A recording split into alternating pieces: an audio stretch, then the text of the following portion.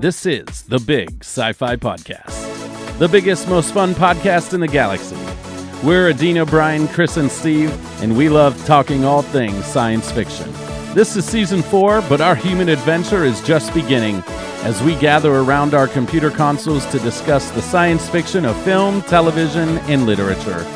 Join us on our quest for fun and fascination as we go where no podcast has gone before. Everyone has permission to come aboard the Big Sci-Fi Podcast, but make sure to find your seat fast because we're taking off in 3, 2, 1, hit it. This podcast is a part of the Trek Geeks Network.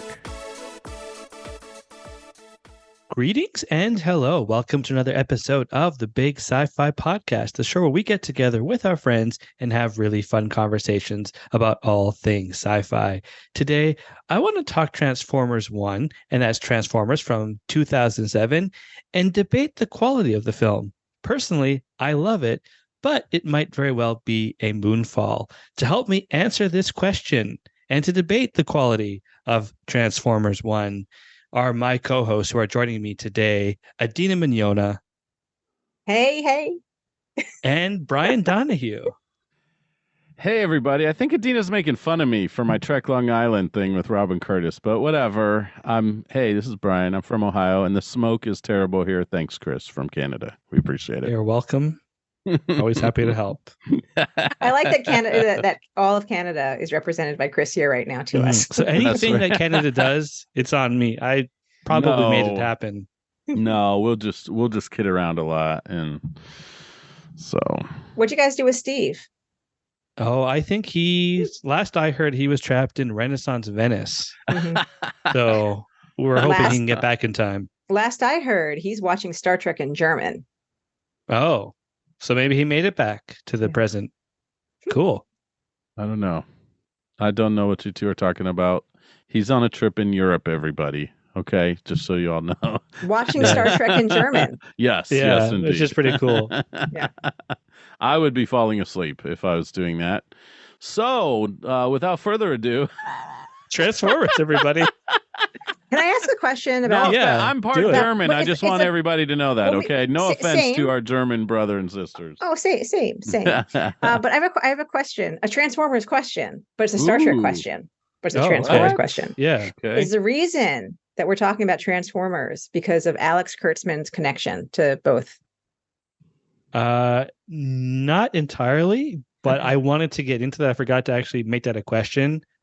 But I do find it so interesting how Alex Kurtzman's involved in Transformers, and the way it's shot feels very J.J. Abrams-y, even though it wasn't J.J. Abrams that directed it. And of course, there's the great Mrs. Starfleet captain, and that I was blown away when that happened in the movie.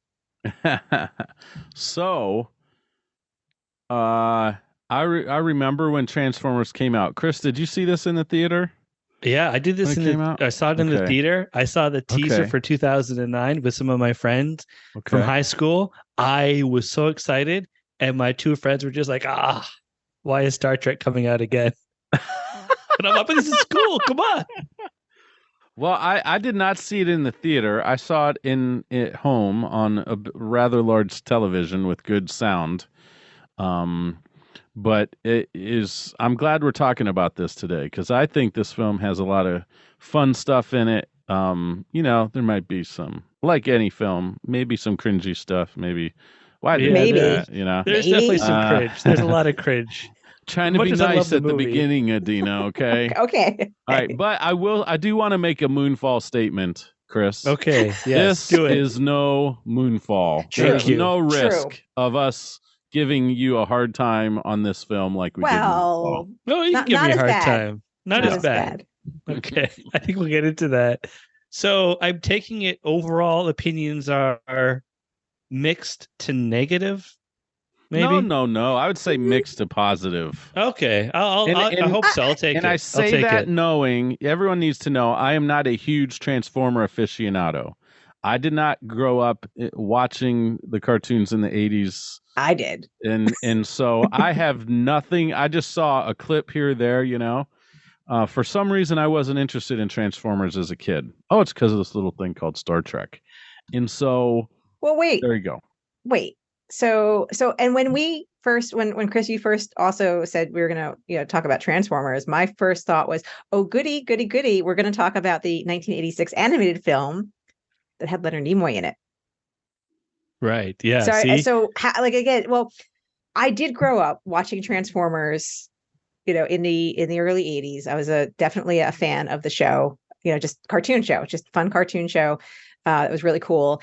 And then when the 1986 film came out, I remember seeing that in the theater, and I was aware of Leonard Nimoy. It was a cartoon? Mm-hmm. It's an animated movie. In the theater? Yeah. Okay. I thought it was all television. No, it was a full-length animated movie, and Leonard Nimoy played Galvatron. And it's awesome. That's and I cool. think you can find it I think it's on YouTube. You can easily find it. Because I wanted to rewatch it, but I had to spend my time watching the 2007 movie and then the second movie and cringe a little bit. Oh, you watched the second one. See, I was trying to say, let's just focus on the first one, because I thought you want to watch I understood that, Cris. I understood because that. Second one was not good. That was no. I think something inside of Adina said, I got to watch number 2. I don't know what happened, but I didn't make it to the end just because I was just so busy. And then I was just like, why am I forcing myself through this? Because it was not, it was not great. And then it was even more cringy. And that was actually, it wasn't that bad in the first movie, but I felt it was much more bad in the second. Then maybe we More should have done forced. 3, because 3 was actually good, and Leonard Nimoy is in 3, and they watched The Wrath of Khan. Or they mentioned The Wrath of Khan. Did not know that. Which is pretty cool. Must not have seen 3 then. I gotta fact check this, but I remember reading that the reason they called Spock Prime in 2009 is because he voiced Optimus Prime, or there was that connection of, or maybe he didn't voice him, but there was like Spock was part of Transformers, Optimus Prime. Let's call Spock from the Spock that we know Spock Prime. But again, I remember reading that. I don't know if that's fact, but it's interesting. But no, as a kid, like, I had heard about the Transformers. I know my cousin was really into them, but I only I saw the trailer. I'm like, yeah, that looks like a fun movie. And then fell in love with the first one and tried to watch the second one a couple of times to see maybe it wasn't as bad as I remember. And it was bad. Leonard Even with Mark Nimoy Wahlberg. was Sentinel Prime, Optimus's predecessor. Right. Good. So that makes more sense. Yeah. So I guess, overall thoughts, Brian. What did you like about the movie? First of all, the special effects are spectacular, especially when this film came out. I feel like they still hold up too. Yeah, they hold up really well. Yes. Just amazing.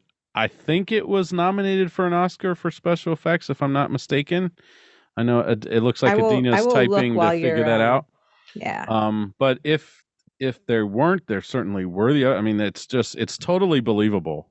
It looks like real machine parts changing in shape. I don't remember any times where I was like, oh, that looks too computer as sometimes films do. We'll have those moments where you go, that's unfortunately that effect doesn't look as sharp as the others. I don't remember that in this film. I'm a Shia LaBeouf fan. I think he's a pretty darn good actor. I know he's got, stuff like we all do, but I think he did a fine job in this film. I enjoyed him. It was so much fun. Yeah. Let me ask a question about Shia LaBeouf. So that my husband and I, we were having this conversation the other day, not specifically about him, but I brought him up as part of this. The whole concept of like when you become aware of an actor versus like what makes them really like famous. Is this for Shia LaBeouf both where we became aware and what made him famous, or was there something else? He was in Even Stevens, which I don't know if that was in the U.S., but don't even know what that is. It was like a kid show, Stevens, and it was just like him getting into a fight with his older sister. And it was, I don't want to say it was Malcolm in the Middle, but I always got the impression that it was like that kind of a show where it's just like he's a young kid growing up, dealing with young kid problems. I think he was in middle school.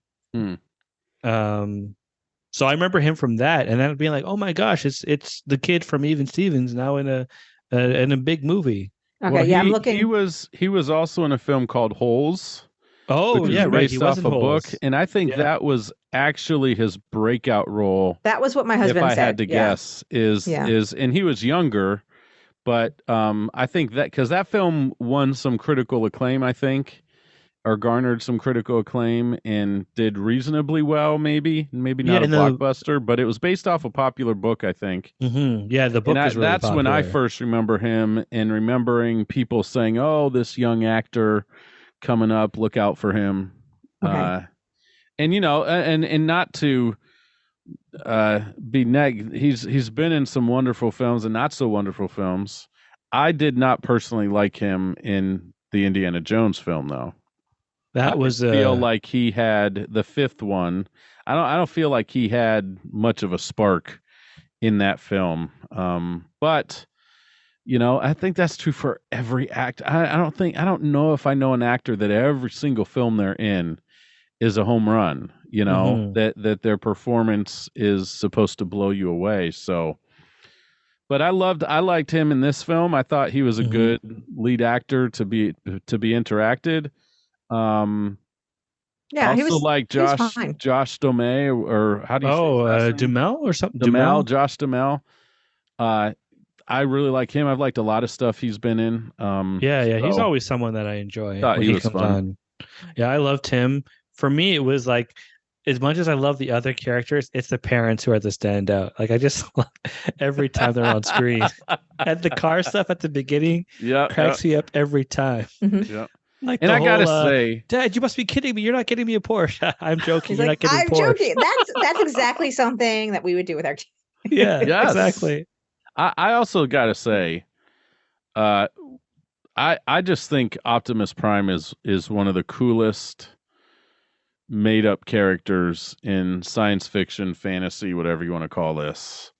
I say it's so iconic, Hmm. and the voice Oh, is the voice Mhm. is good. up there with James Earl Jones' Darth Vader, like just that iconic.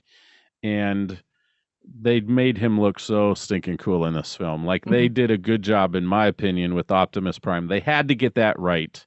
If they Mhm. got Optimus Prime wrong, oh, I don't think the film does as well, and we don't have how many they've made 20 Oof, since, there's a lot now. Mhm. So Yeah. Yeah. So Well, this is and, oh yeah, sorry, go well, ahead. I was going to say again, for those of us who grew up watching it, I mean, the show is about that. The movie and the show is about them. So yes, you have human characters. You need some of that too. But yes, the Transformers, especially right, Optimus Prime has to be. yeah. He has to be And Yeah. perfect. Bumblebee was cool too. I Mhm. mean, Yeah, Bumblebee was interesting. Like I felt the voice gag, like the fact that I can't remember if like I just saw it last week, but the voice gag is funny for a while, but I feel like he doesn't ever actually get to speak in the later movies, even though we're not talking about the later ones. It's like the voice gag goes on a little too long. I was oh wondering really? about that. Having not Yeah. seen the later movies, I was wondering how long they would carry it on. It definitely worked for a full movie for sure. Mm, I remember yeah. seeing one for sure and two and going, oh my gosh, sorry, Mark Wahlberg. But I haven't watched any of them after that, but kind of watching this again made me want to maybe jump past two I and think see what's up. Because you're safe to watch 3 again. Maybe 4 okay, was decent, but 3 was good. I remember liking 3. But one thing I've been dying to ask, and I have to ask you this as Americans, with all due respect, yes, how of did you course. feel about because I get hyped up when I watch the movie, even though I know all the military and the American flags are a little gratuitous. How did that make you feel every time they were like doing all that stuff? So I'm going to be honest. Yeah, be And this honest. is probably because I'm American. I don't really notice it. It's just, it's probably not as noticeable because I am American. Right. Okay. Mhm. So I do have if you're putting an American centric thing in front of me, I'm not gonna notice unless I'm sitting there with somebody who's not American. If you put something that is not American centric, so then yes, I'll notice. So it's Weren't the major battles on American soil? Yeah, they were on American soil. So why Yeah. would there not Yeah. be American military? Yeah. So I guess that answers the question for me, Well, when they're out at Chris. sea, that's international Yeah, waters. that's true. But I guess there is. I think we can be big enough to admit, America is kind of the center of the world, or we think we are. Okay. Right. We definitely Yeah. think we are. I think we think we are. I think obviously being one of the top 3 major powers in the world, if not the top, is a part of that. And I think we have just an entertainment system that still portrays that most of the time in a positive light. Mhm. When you're talking fantasy films and stuff like this, like, I mean, look at Independence Day. You've brought this up Oh for yeah, for Independence sure. Day. I love that like in Independence Day, America and I don't have a leading the problem with it, charge. but I do find it Right. interesting. But Not, let me not ask. being American myself. Yeah. So not being American. Let's ask the question the other way around. Mm. Redo the film. Everything is pretty much the same. The script is the same. Pretty much everything is the same. But instead of the American military leading the charge and this being a very, the Canadian military. See, here's the issue with that. As much as I want to say absolutely do it that way, we have to show support for the Canadian military, which I do support. Sure. But the American military, there's something that's like more hype worthy about it because I've seen it in so many movies. The thing is, I think we also have. We do for real have the infrastructure and resources. Military. So what I'm saying is if you did this and made this a Canadian, Canadian centric and Canadian, it was like it wouldn't make sense because I don't think that you have that kind of infrastructure that is shown in the film. We have that infrastructure. So it's more believable. It's similar to now. So I'm kind of also saying in a way, yes, we are one of the, in the Western world, the biggest, power in that regard. So when you have a movie like this, of course, it's going to be American centric because it doesn't make sense. You're not going to have this same thing with someone else. Yeah, for sure. The only reason. Oh yeah, so go ahead. No, you go ahead, Chris. The reason I was thinking about this more intensely this time is because I was listening to another podcast and they're talking about Armageddon, and they were pointing out the same thing. But what's funny is they're all Americans and they all live in San Francisco, and they were commenting, even being Americans, like, man, there's a lot of American flags and there's a lot of really intense, like, oh, it's the freedom and the independence who are doing it. And again, I don't have an issue with it. I'm not saying it's a bad thing. I just found it interesting that they were bringing it up, being American. And I'm like, well, to me watching it, that's like of course it's going to glorify America because it's an American movie. And it's our space shuttle they're launching.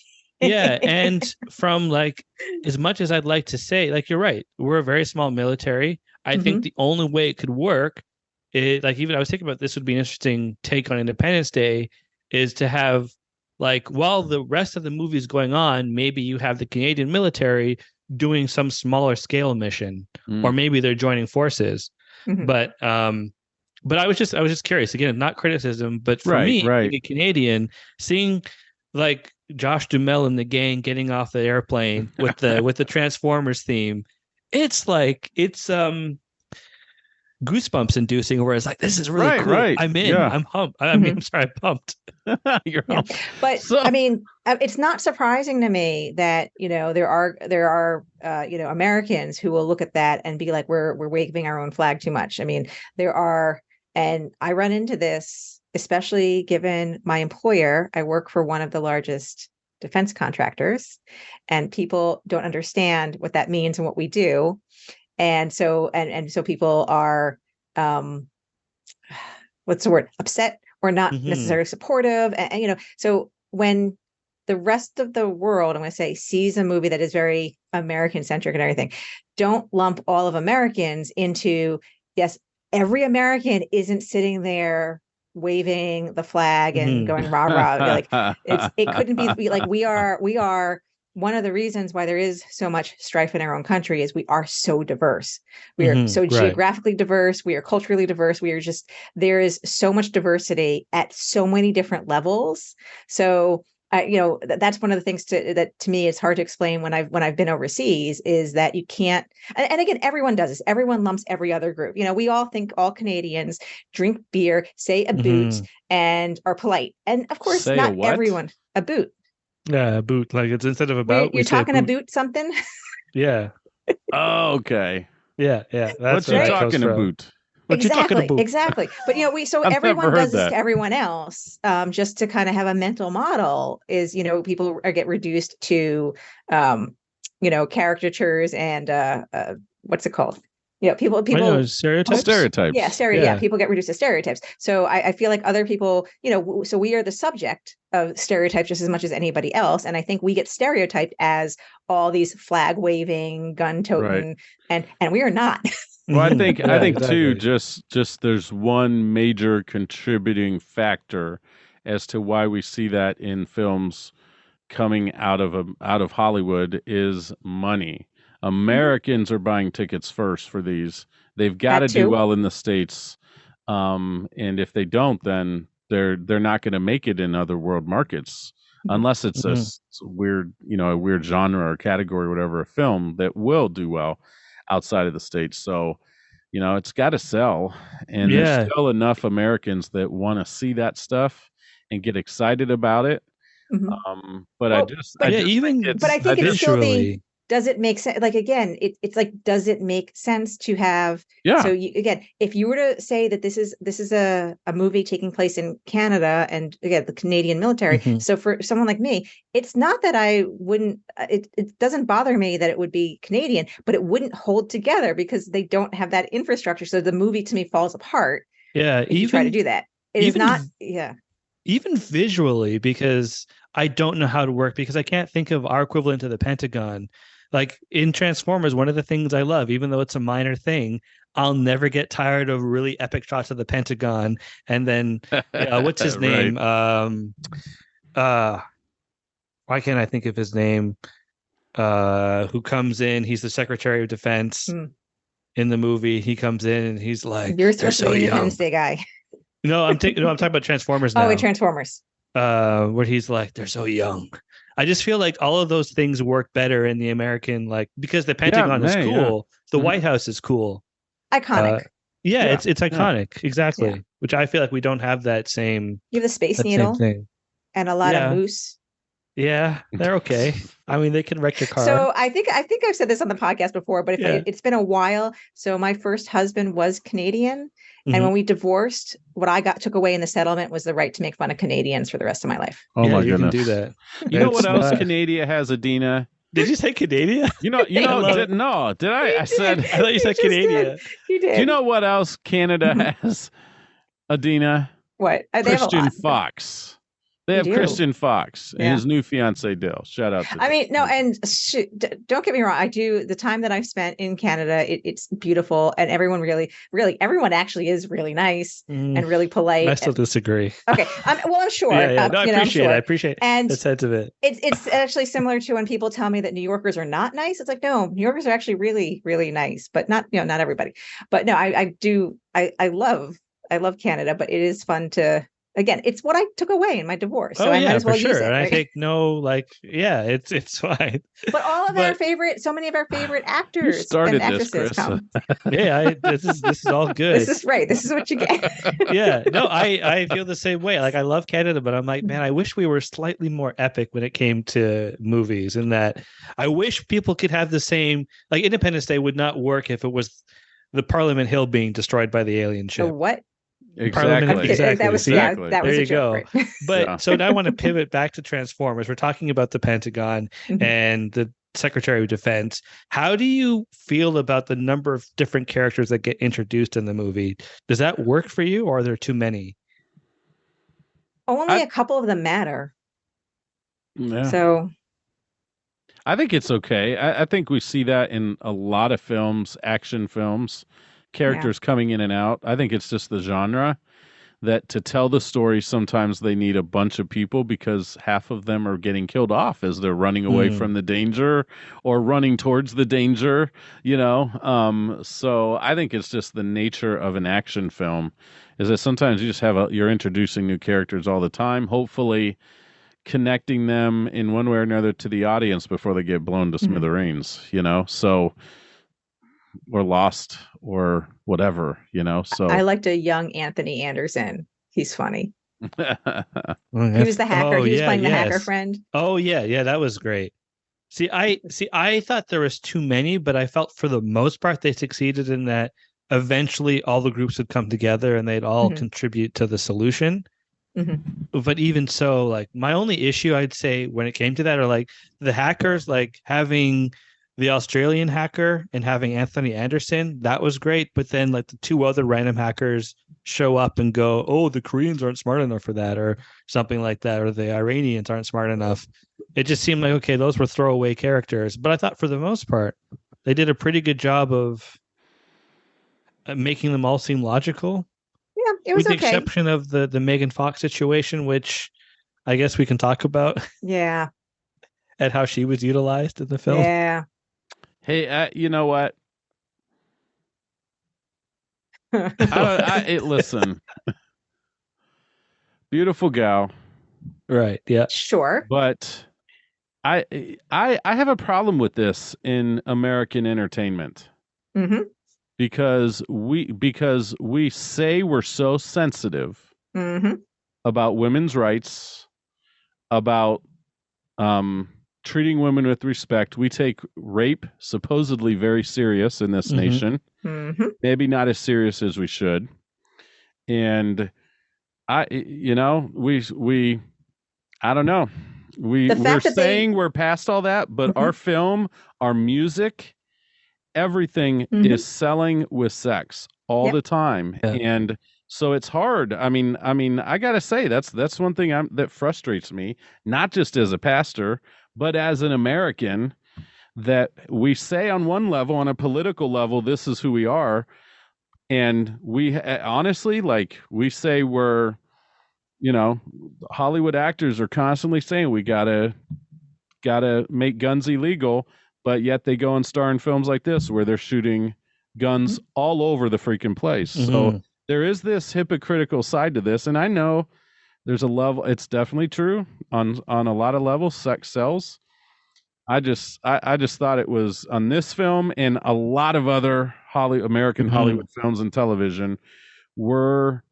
I still think we have a long way to go in how we portray women respectfully. And this is a film that kind of, I know a lot of people were like, this is some of the cringeworthy, like, come on, Megan Yeah. Fox, It's like you're they better than make this. some good choices where they give her good character stuff.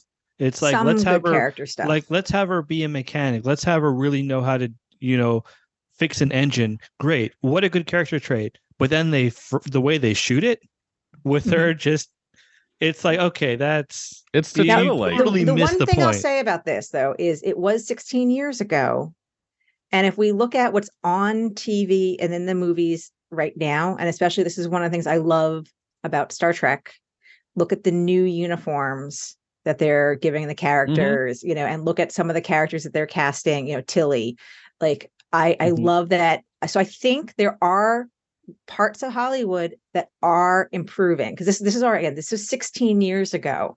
So, which is, I feel like, a long time ago. Yeah, So- it's But again, this is the reason why I had a hard time watching the second movie more than this one, because I feel like it was worse, because now they did it was a lot worse. The character, Sam, is in college, and it's like, talk about stereotyping college co-eds, like, in the worst ways possible. Like, so to me, it's like, take what you were just saying, Brian, and then just make it that much worse. And Right. it was terrible. But one of the things, and what's really gets me with the writing of the character, is because, they gave her some interesting stuff. She knows how to fix cars, and for the reasons, her dad was a car, maybe they're not great reasons, but that makes it her interesting. But then they put in, like, the shallowest bit there.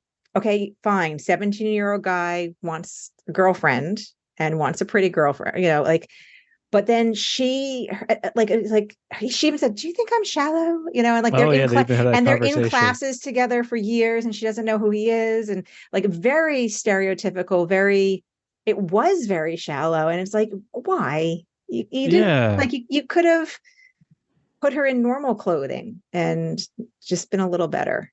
Yeah, and But it's interesting. I think today, if you look at some things coming out today, things are a little bit better. Yeah, and it's interesting you bring up the 16 years ago because it's like, yes, if I do the math, it's 16 years. But I'm like, in my head, I'm like, but it's still 2007. Like, there's no excuse in 2007. I could see if it was in the 80s, but to have a 2007 film, it's just like, I remember it was really like people, when it came out, people were like, whoa, this is problematic. Yeah. No, I'm not saying what I'm saying is I'm not saying, oh, in 2007 we should have known better. I'm just saying is it's been 16 years, and I think there has been a little bit of there has been a huge shift, that's what I'm saying. No, yes, I see. In 2007 they certainly should have known better, but it's been 16 years. I think if it's better, it's a tad better, but I think because of some concerted effort by a few genres in Hollywood that are producing stuff, I think there's still. I mean, you can't turn on television without it everywhere, and so I think, and I know it's a part of our lives. I'm not saying that, but it's just, I think this movie, and I think maybe. Again, is the film judged too harshly because of this issue? Maybe because did they really do anything that was much different from anything else? Even just trying to play devil's advocate here, no. I don't know if they did. I think what maybe was part of the issue was, she was being portrayed as a teenager, right? But no, she was being portrayed as a shallow, cringy teen. Like she was she's not being portrayed as a teenager. She was being portrayed as like the worst part of being a hot girl teenager. Like not that. She's not being a normal teenager. Right. Well, yeah. No, that's what I'm saying. I'm saying the fact that she was a teenager in the film, and that's what she was playing, right? So portraying a minor with such a heavy sexual part of that character, was that part of what kind of made people go, come on? To me, my impression was it was just like, if you want to have epic shots if you want to be Michael Bay and you want to have epic shots of the Pentagon and the Transformers, do that. But when you try and apply that same cinematography to Megan Fox as she's standing over the hood of a car, it's like that's when it becomes creepy. And my takeaway was always not even not so much her character traits. I always got the impression it was the way she was filmed. Yeah. But looking at it now, it's like, I think it's both. Character. Like the fact that he literally did a presentation in front of the class that I would, if I was there, I'd remember it. It was funny. He was trying to sell stuff. Like she was in the front row. That's a little strange that you don't remember. It's a little too much. Too much. I have a question. Cris, can I interject a question here? Yeah, do it. How many Star Trek connections are there in this film when it comes to actors? There might be a couple surprises. I'm looking at the cast list. I'm trying to think if I can think. Adina, are you looking at the cast list? I should pull that up. I am, but I'm not seeing Santiago Cabrera. Well, I'm not seeing that. Where is he? Is in this film. Why am I not seeing that? I don't know. And I love him. I love him so much. Kelsey Grammer. Where was he? Oh, where are you looking? What are you looking Admiral at? Archer not Admiral Archer. Admiral Forrest was in the movie. At the very end. Yep, Robert. What are Foxworth. you looking at that I'm not looking at? I'm looking at the Wikipedia. I just Googled. I'm not looking at Wikipedia right now. Okay. Let me see. Good IMDb. So, are you looking at connections with the franchise or connections with the specific Transformers movie? Transformers cast. Oh, maybe he's in a different Transformers film. Because I'm just looking at the first movie. No, this is what he could have been a voice. Maybe I got to look at IMDb. We're off to edit out all our quiet. Yeah, I know. I'm trying to figure out. The only one I can remember was Admiral Forrest is a random person that the secretary was communicating with. Next question. Yes. So, okay, we gotta. Actually, first, let's talk about the parents. How did we? I know you guys enjoyed them, but did you have any other thoughts about the parents? They were good comic relief. Like as parents yourself, like being actual parents, do they? No. They're realistic. I think unfortunately, like Megan Fox, there's some stereotypes and dumbing. Like I hate it when film makes parents out to be idiots and morons. And I don't know if they went all the way with this, but there was those. It was like, they're. I think as a parent of a 9-year-old and a 6-year-old, I don't want my kids watching something where parents are always idiots. And frankly, some of the Disney shows they watch, the parents are morons. They're treated very disrespectfully and always, not listened to and all that. So that angle I don't like, but they were hilarious, and I think the film needed them. Was it them not noticing what was going on with the Transformers are in the backyard that you found them really dumb? Like Phineas and Ferb level, where they just don't notice what their kids are doing, or what aspect specifically? I think that was good comic relief. I'm like it was ridiculous. The whole, I mean, come on. Mm-hmm. They're coming from outer space, turning into cars, and it's ridiculous, right? It's ridiculous. Yeah. Everything robots. about it's ridiculous. Willing suspension of disbelief. So that's just one example where it's like, come on, that thing's making way more noise than that in your backyard. The house is shaking. The house is rumbling a little bit, So that kind of basic stuff drives me nuts. But that. So so they were comic relief, clearly, and it didn't bother me anywhere near as much as the Megan Fox stuff bothered me. And it's kind of funny because 100%. Yeah. Because as a parent too, honestly, sometimes seeing that in shows or film, it really doesn't bother me. And that does not, I don't think I've ever said to myself, I don't want my kids watching something because of the way the parents are. And that just might be just because Frank, who's older, we're past, he knows what's up. He can watch that. And I know it's not going to affect how he, talks to me. Right. And my younger one is just too young to watch that anyway. So, so that part I don't worry about, but the Megan Fox stuff does bother me. I think more because again, I feel like my entire life I've been bombarded by like the messages. Oh, you don't look like that. Mm-hmm.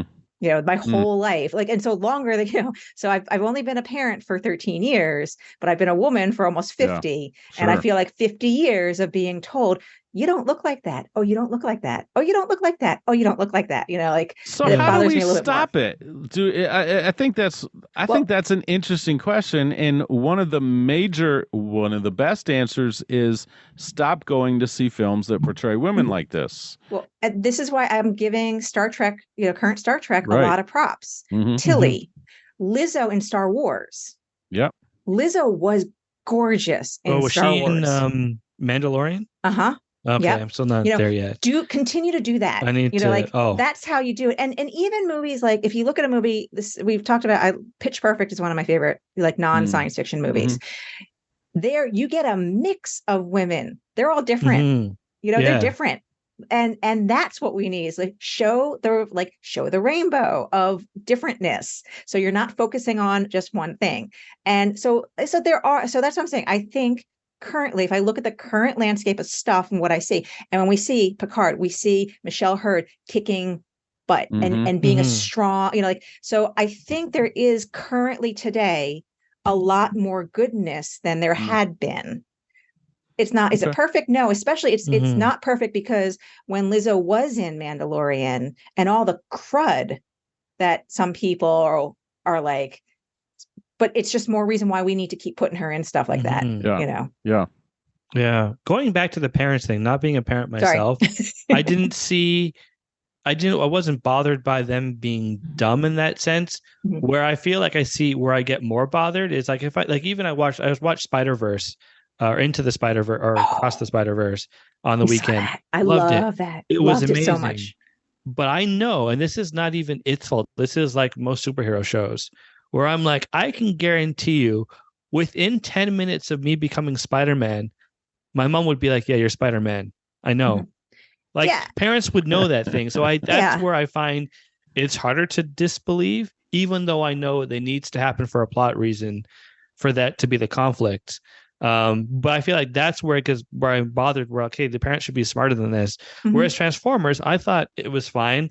Yeah, a little goofy that they wouldn't realize there were giant robots in the yard. But to me, the thing I enjoyed about them was that they were always, I love that push and pull where they would try and discipline him, but then there was like always a funny back and forth. And it's like, you're grounded. And it's like, no, don't worry, Dad. I'm going to do the trash. I'm going to do everything. And then a whole like bit around walking off you got to walk on my path, stay off my grass. And their little banter I always enjoyed. But I never was really bothered by them being a little bit clueless. Yeah. So I agree that if Frank were to be a superhero tomorrow, there's no way I'm not going to know this. So you're going to know within like a minute. So I think that unless he's got the ability to control your mind. There's a couple things there. One, sorry, I'm trying to be serious for a second. I'm sorry. No, it's okay. It's okay. But there's a couple nuances there. There's one, I think this is one of the reasons why a lot of superheroes have tragic stories with their parents. So their parents aren't around. Like, look at Batman. Parents aren't around, right? So now the Spider-Verse stuff, parents are around. I think you just do have to like kind of accept that in this, the story, they're just not gonna, you just kind of have to accept it. But then the third thing is, while I had parents that knew generally what was going on in my life, and I know what's going on with my kids, there are a lot of people out there that don't pay attention to their kids and don't know their kids and wouldn't know what was going on with their kids. I had, especially, and I know this to be true because I had some friends in high school, especially, who were using drugs, and their parents did. I know their parents did not know, so like there are a lot of unfortunate situations out there. Right. So there's a spectrum. So in the context of a show, I'm willing to believe that the parents don't know. Yes. In Transformers, it's a little comedy ridiculous. In Spider-Verse, it's kind of hard to believe, although he's at the age where he spends his week at school. He's in boarding school basically during the week. He's not around his parents a lot, so yeah. I don't know. Yeah, that's true. Yeah. Just as long as we don't talk about Worf and Alexander. No, I didn't bring it up. Let's not go there. I didn't bring it up. I just want the audience to know I did not bring it up. That's right. So, okay, now this is mostly for Brian, but of course everyone can chime in. Okay. The score. I'm going to answer first. Okay, score? No. The score. The Transformers score. The rating of the film? No, like sorry, the film score. The music. Like the music. Oh, yeah, okay. the music. I thought we were already rating. I'm like, wow, Chris is ending this early tonight. No, I'm talking about the music. Let me take a sip of my Kool-Aid here. Okay. I didn't notice the Brian's music. taking a sip. I'm just going to tell you right now while he's sipping. Adina, I didn't notice you didn't notice? No. Like when they come to Earth? So like that opening score? I have two Outrageous. things. I need to respond to Adina, Chris, before I answer your question. So, Adina. Yes. Shame. Sorry. On you. No. Sorry. Not really. We talked about this. You should. Yeah, and you were going to listen more. I know. So I think also, though, what this means, Chris, to answer your question in a roundabout way to start, is the score did its job for Adina. The score didn't stand out so much that it got in the way. She probably felt most of the things that the filmmakers wanted her to feel at different parts of the film. And even though she maybe not be conscious that the music did that, the music helped do that. Along with this film had to be so heavy sound effects. Obviously, it was heavy special effects. That I noticed. All those things, for crying out loud. All those things, put into it. And so she was able to just watch the film. And so I think the score did its job probably for most people. Now, for guys like you and me, Chris, who are a little bit nerdy when it comes to film scores and like to buy them separate from the film, I know some people that think I'm totally ridiculous for why would you separate? How possibly good could that be and entertaining? But this score, I think, was pretty fantastic. It was epic in all the right places. It was emotional and soft in all the right places. I felt like it was really well done. And I've listened to this score a few times through the years too, without the film. And it's engaging for me as a film score fan. Yeah, because that's how I feel. Because and I guess part of it is because I did listen to this a lot, and I should put it back on my playlist. I just have to see if I can find the song, but it's probably on Apple Music. But their score specifically for when they're arriving, like it was called the Arrival to Earth, when they're crashing, and Yes. the one little girl's outside, she thinks it's the Tooth Fairy. That score was phenomenal, and I'd always play that. I was always in rotation on my playlist.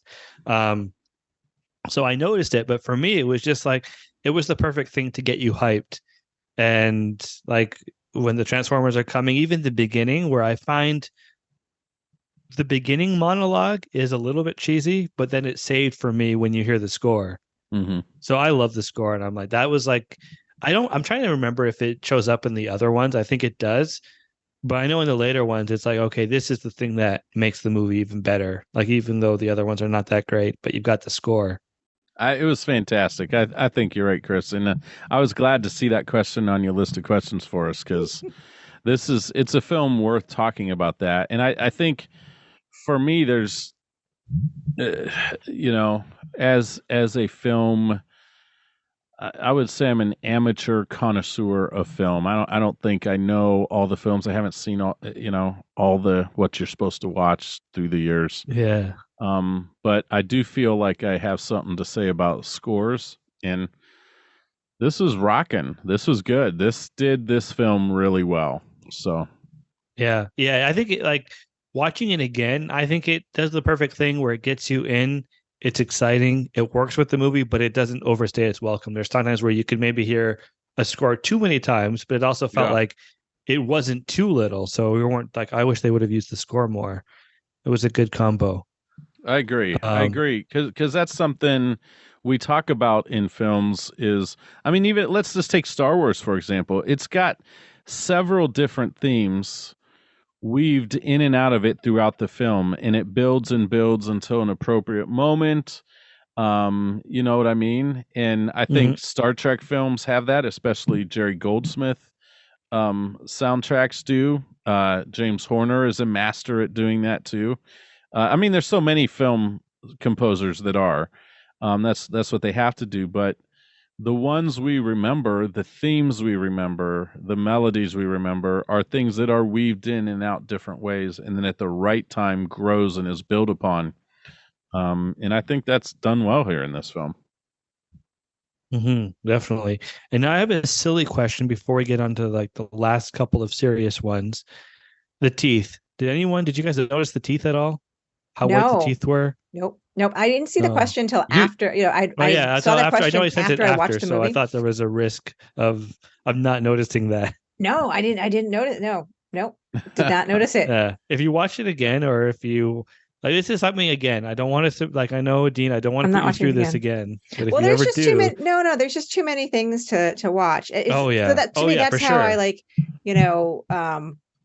that's how I judge. For me, whether a movie is good is do I want to watch it again, or how, under what circumstances would I watch it again? From now on, Chris, I'm watching for teeth. I'm watching for ridiculously white teeth. An audience, if you're listening to this and to comment, let us know. Did you notice the teeth? Yeah. Because there's so many scenes where, especially at the beginning, everybody's sweaty and they're coming back from the long mission and they're talking, but the teeth are just so white, so perfectly clean. And I don't know if that's a Michael Bay thing, because there's that famous story about Armageddon where he had to get, why can't I think of his name? Oh, Ben Affleck. Yes. Okay. He got him to replace his teeth with veneers. And that was a real thing he did because he didn't like Ben Affleck's teeth. So I don't know if that's because I think that might correlate into that. I think there might be some connection there. I wonder if Michael Bay likes white shiny teeth. They look better on the big screen. Yeah, so that was something. You can overdo it, as we did see in the Friends episode. I think it was called the one with Ross's teeth. Yeah. Yeah, that's too much. So okay, now what were aside from the Megan Fox situation, aside from the parents, what were some of your biggest complaints with the movie? The things where you're like, why did they make that decision? I think those are the biggest complaints. I don't think I had really anything else. I really liked the Autobots. The Transformers themselves were really cool. And I was okay with how the things played out with the other people helping the DoD. Like they had like the younger intern. I didn't get a sense of what their actual position was, but like the interns, like the one girl that was figuring stuff out. Oh, I think they were like, so the impression I always got was that they were really good hackers, or they knew about signal analysis, so they called them in, even though they weren't working for the DoD, but I guess they had heard about them. Well, no, not that group, but the people that were in, what was the girl who knew Anthony Anderson's character. What was her? I'm trying to breath on her name. I thought she was just like the Australian accent. Yeah, I thought it was just that she was a really good like at signal analysis. I don't know if it's for NSA or some other department, and they're like, "Oh, we have to call in the best people that we know." Right, but she wasn't good analyst. I mean, was that I it? I think so. That was the impression I got. Okay.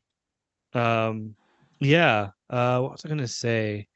I thought all the characters were good. I mean, I love Sector 7 and their whole shtick. I never get tired of control room scenes. Mm-hmm. Right. That's always a lot of fun. You're always talking about that. Yeah, they're just so well shot.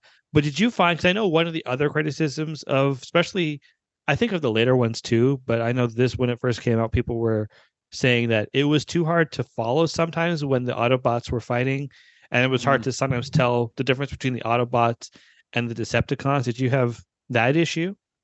I could see that. But at the same time, though, it's just awesome when these guys are fighting in the streets. Mm-hmm. You know, it's just, to me, it's sometimes action is that way by nature. It can be so fast. And nowadays, you know, action in the 2000s compared to action even in the 90s is different. In the 90s, you still had, even if the camera moved, it was pretty smooth. Now you've got a guy, they're intentionally making the camera a little more, rocky and stuff like that. And so I think that adds to some of that. Mm-hmm. Or they're making long, continuous shots. Right. Mm-hmm. Which I love. I love continuous fight shots. There was one movie recently. Well, Bullet Train. With Bullet Train. Oh, yeah, Bullet Train. Yeah, Bullet Train was pretty. But no, but there's this other movie. Not the Chris Hemsworth movie? Because I heard there was like a 20-minute one take or maybe one shot. Maybe that's what I'm thinking, because there was one that was pretty epic recently. Yeah, so I want to try and find that. Yeah. I think it's on Netflix. I think it's the second. He did 2 of them. Maybe it was some Jack. There's this one that was very. I don't even know what movie I'm thinking, but I know I saw it with my husband, because I remember we were talking about it for like an hour afterwards. You're not talking about Gravity. No. Like, was this a recent epic one? Fight scene. Okay. Daredevil season 1 did a really good job with that. Oh, I just got to remember like what all movie, because like we've only probably seen 6 movies in the theater in the last like 5 or 6 years. Remember when ER would do live episodes where it was literally yes, I do remember that. Walking through with one camera the whole time? That was amazing. Yes. Yeah. I do. Yeah. That's not Transformers though, but no, but I didn't have any problems following the fight scenes, but I wonder if, again, going into this movie, I have a sense of the characters, even though they look different than what they looked in the animated. Like, I clearly know who Optimus Prime is versus Megatron, so I have a sense of them. So maybe that was why I didn't have any problem following. I bet you that people that had a problem following the action in this film probably would say the same thing about other Michael Bay films. Yeah, I mean, that is a criticism of Michael Bay, is that his action is too chaotic. I personally, I'm trying to remember it, because it's hard, because I've seen this movie so many times. There's one that I just like, now that I like found it again, I'm like, I want to like just have it on so I can just like watch certain parts. But I don't always go back to it, so I don't remember if the first time I saw it, if I had that issue. Now, does he edit his films? Because that's a big part of it too.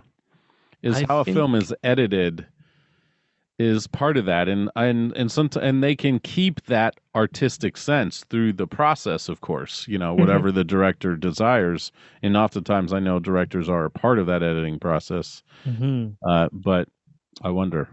Yeah, I get the feeling that he edits. Yeah. I do know is what I'm really dying to do is go back and watch the 1986 movie, the 1986 Right. animated Yeah, we film. should sometimes do like a comparison and just like watch that one too. But I do have one science question, and we can go wherever else we want to take it, because this is a thing I know. Okay, Autobots, Decepticons, Transformers, not They realistic. don't exist. The concrete thing I've got to know is because like the way the guy with the mustache, which he's like the perfect person to deliver all the. By the way, this is what really happened on that mission. But when he's talking about how the dam was built, and like we buried it here because it was under like 35 feet of concrete, preventing anything or anyone from scanning. And I'm like, well, if people are advanced enough to come to Earth, would they not be able to scan through concrete? Like, I'm pretty sure the Enterprise could scan through it. I've been dying to know. Not if it's the right kind of rock.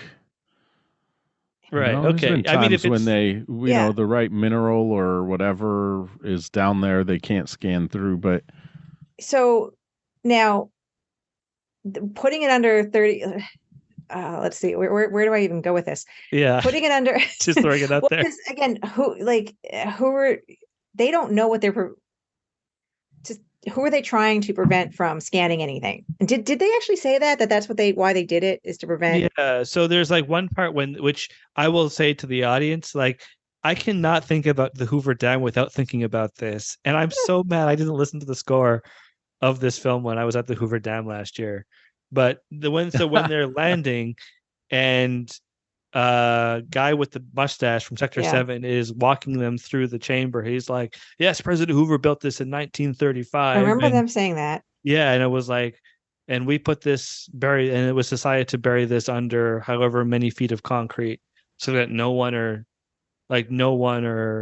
something or whatever couldn't scan for it. But was it no one else on Earth or no one external? That's, I guess, what I'm saying. They were basically treating it like no other aliens could come along and scan for it.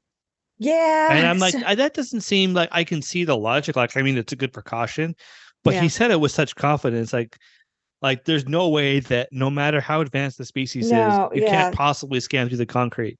So the way, the whole the electromagnetic spectrum is electromagnetic spectrum.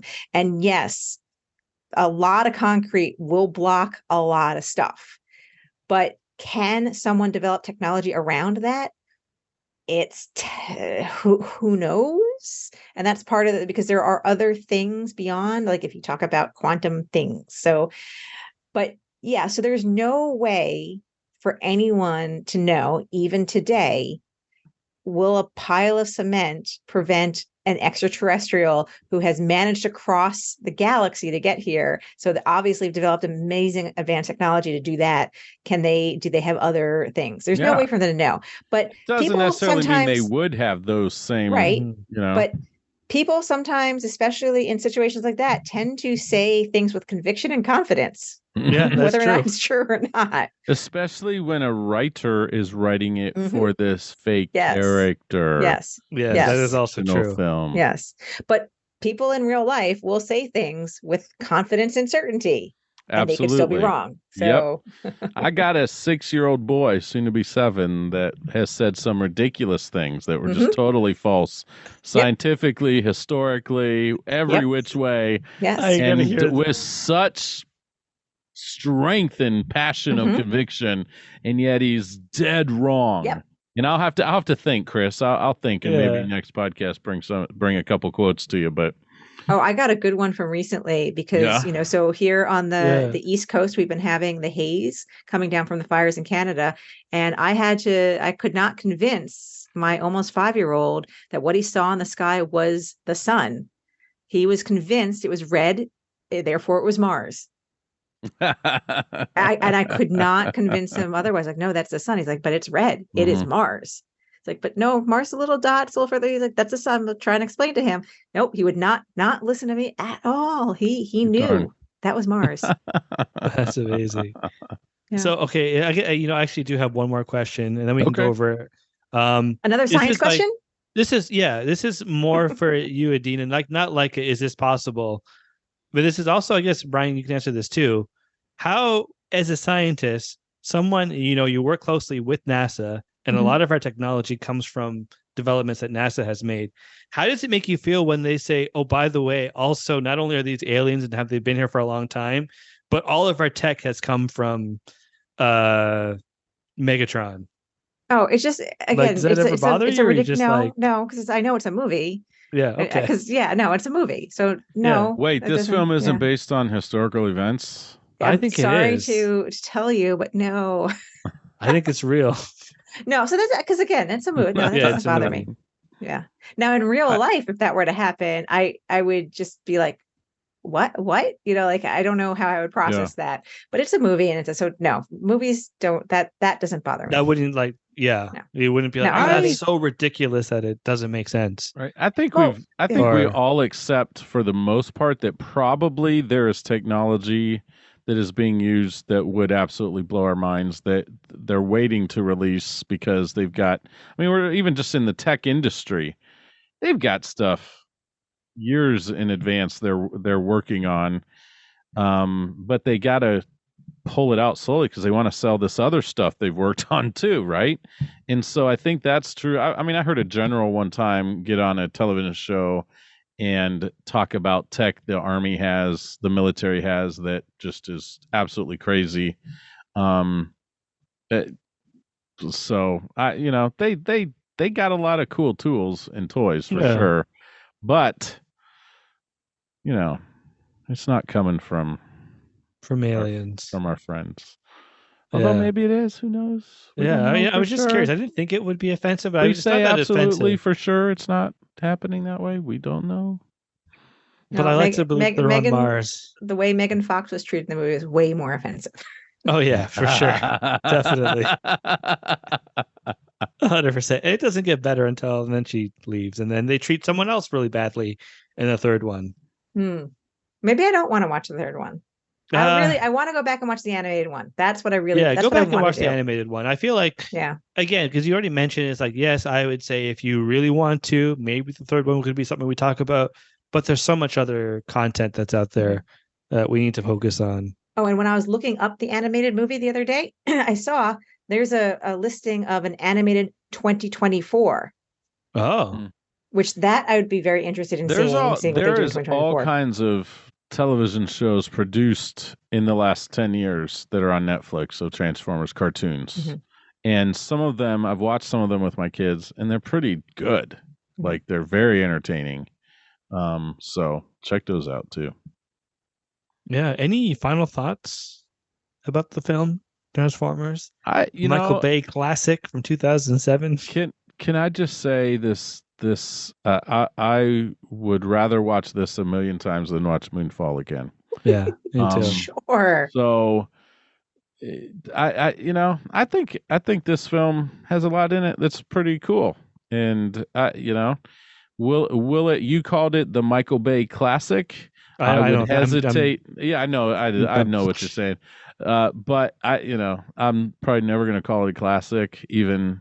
Whatever, but I think watching it again, I was pleasantly surprised, Chris. This was fun rehashing this, and our conversations tonight was fun too. So thanks for suggesting this film. I think if you haven't seen it in a while, go see it. Yeah, it's a fun. I like it. And look for all the white teeth, all the ridiculously white teeth, and listen to the score. Listen to the score. Listen to the music. Look for the white teeth and compare it to a disaster movie, because I love the Autobots, but I like it follows all the same disaster beats, which I always find interesting, fun, especially at the beginning with the slow build up. But yeah, I always have fun with it. I think you just have to go in knowing that this is not a masterpiece. This is just a fun blockbuster summer movie. Eat popcorn and then forget about it and watch something else. Well, what we didn't talk about today, excuse me, was the actual plot of we didn't even get to the plot of the Autobots and Decepticons and what's actually we didn't actually talk about the science fiction of the robots. Do we still have time? I feel like Mrs. Robot over here, Chris. I feel like this is all her fault. I feel like she should have brought the Miss Robot Galaxy series Should have brought us back around sooner. Sorry. But I did at least somewhere. But Yeah, we talked about it a little bit. Cool alien robots. Yeah, I think the plot was as good as any other action film for what Chris, I liked it. I thought it was fine. It was classic good versus evil 2 going on. Who doesn't like that, you know?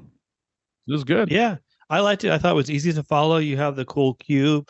You have, for me, I love the connection between the robots and his. That's another Star Trek character. The grandfather, the great grandfather, who's an explorer. He plays the Klingon in Star Trek 6, who owned the prison warden. Oh yeah, and he's he's he's that guy. He's also in Star Trek 2009 as the guy that Spock is basically like, yeah, live long and prosper. You know, when he wait, the prison warden, he's the guy, you know, you come out to the surface and you will die. Okay. It's like work well and you will be treated well. Work badly and you will die. You will die. Okay. That guy. Plays I can't think of the name now. Witwicky, the explorer. Archibald Witwicky, the grandfather, great grandfather. So I liked all that stuff. And I thought, for me, it was easy to follow because I find the other ones become too complicated. Mm-hmm. Whereas this had the nice element of there's the family connection, but also I'm always a sucker for alternate history where it's like, remember this historical event, but did you know there were Transformers there the whole time? Or the whole, like, I think X-Men did it well where it's like, oh, the JFK bullet, that was Magneto's doing. Mm-hmm. So like all that stuff is cool to me. I like that stuff. It was fun. Well, I am looking forward to, now that I see this 2024 movie, it is taking place on their home planet.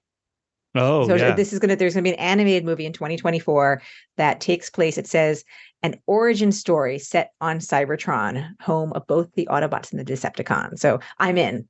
Okay. You know, yeah, because I don't know if we get Cybertron in the movies. We got it like in the first one, we get a little bit of the backstory, but we don't really get anything on Cybertron. And I don't know what movie they're on now. I know the previous one was about King Arthur. This one's called Rise of the Beasts, I think. Rise of the Beasts, and there was dinosaurs in one of them. So it's like, it's so convoluted, but I don't believe we get Cybertron in the other ones. So I don't, and it was one of the reasons I want to go back and watch the 86 animated movie that had Leonard Nimoy in it, because it didn't take place, I don't think it took place on Earth.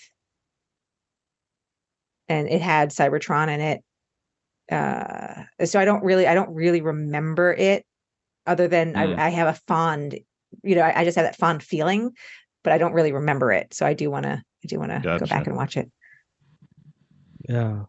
I'm just trying to think of what else. What did we cover? We covered the plot. Like, it's very, like, again, it's not too complicated. It's pretty simple. Yeah. But alien robots that transform. Yeah. Every day, all day. Let's go. And then also that I think is also the other element that I love too is the fact they learn our language, and that there's like, yes, we learned everything from the internet, and so all their cultural references is all internet. Mm-hmm. It's all there. Yeah. Yeah. Okay, I guess there isn't much else to say about that. Except, okay, actually, I wanted to ask. Sorry, I keep thinking of more things. One thing I love that I thought that I didn't catch until watching it this time is that Earth is terrified, obviously, of the Transformers. They don't want more Decepticons coming their way. So was Optimus Prime, was he allowed to just send out a message saying, hey, we're here, everybody. Come check us out. You can find us, third planet from the sun, Milky Way galaxy. Yeah, that was kind of interesting. Yeah. I thought that was a little weird too. But I don't know what to say about that. It was a little bit weird, but I'm assuming that he's thinking there's really just Autobots out there, not Decepticons. That's the only thing is like, that's the only. But can he control all the Autobots? Because even there was the one Autobot who was just like, can we just kill the humans? Can we just get rid of the parents? And Optimus had to keep being like, hey, you can't kill the parents. Yeah, but I feel like well, it's that one line theory, Adina, you've talked about in the past, is they needed something to progress Yes. the Decepticons coming to Earth, and so it was in a line. That line was much faster than a whole scene of how, And it's a cool speech, and the music works, and it's a really cool way to end the movie. But it's like, that's really irresponsible. Well, but now the good thing is in the second movie. This is one of the good things is the humans, and the thing is like, dude, you did that, and we didn't agree. We didn't agree to that. This is our gosh darn planet, and so it was kind of good that they didn't let it slide entirely. They didn't let it go, or they didn't ignore it. They did kind of address it and say, we don't entirely trust you because look at what you just did. And you didn't ask our permission to do that. This is our planet. So, so there's that, which okay. So they do a good job of it seems like they do a good job of, hey, let's acknowledge that we did this thing. Like I do not. I gotta rewatch the second one, but there's other stuff to watch. There's other stuff to watch. Don't do it, Chris. Don't do it. But also, there's the parachute joke, which was funny, where they're like, there's that one jerk who works for the military or the government. And Josh Duhamel is trying to give him instructions, but it's very loud, so the guy can't hear what he's saying as they're about to jump out of a plane. That part was funny. That was the one redeeming part of the movie. Okay. Well, I would say in that whole vein of there's so much else to watch, and given that you just brought up the whole alternate history and liking alternate history stuff. So remember when we talked to the Okudas? Recently, and they were like, watch For All Mankind. It was really good. So I am most of the way through season 1. Oh my gosh, you guys do need to watch it so we can talk about it. Is that Apple TV? Apple TV. Okay. I gotta find. I know I have a trial somewhere. Worth it to binge. I need to worth do it to binge this. Yeah. And then also Silo and Foundation, because there's a lot of good science fiction on that too. Foundation is what I really want to get into. Yeah. Oh, Severance is the name of the show that I was talking about. Oh my God, time. you were the third person to bring up Severance in 3 days. Like at least once a day for the last few days, someone has been bringing up Severance. Oh my goodness. I just have one thing to say though to all of our listeners. Watch more Star Trek. Well, yeah. I mean, I'm sure they do. All right. I hope. I have spoken my mind. But also, I need to watch something like, I want to get into like another show that I'm like heavily into that's not necessarily crime procedural. So For All Mankind. For All Mankind. Yeah. Yep.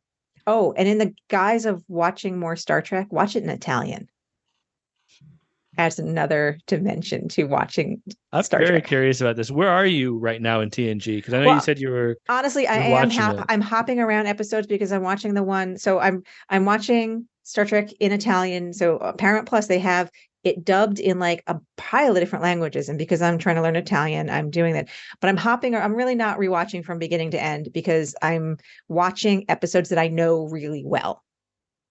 Right. But I really want to. Sense. Yeah. But I want to go from beginning to end. And I'm really disappointed that they don't have the movies dubbed because I know in terms of knowing the exact dialogue, I know 2, 3, and 4 way better than even any episode. So I'm really sad they don't have the movies. But yeah, it's a great way to learn a language. If you know Star Trek really well, just try that. Watch it in the original Italian.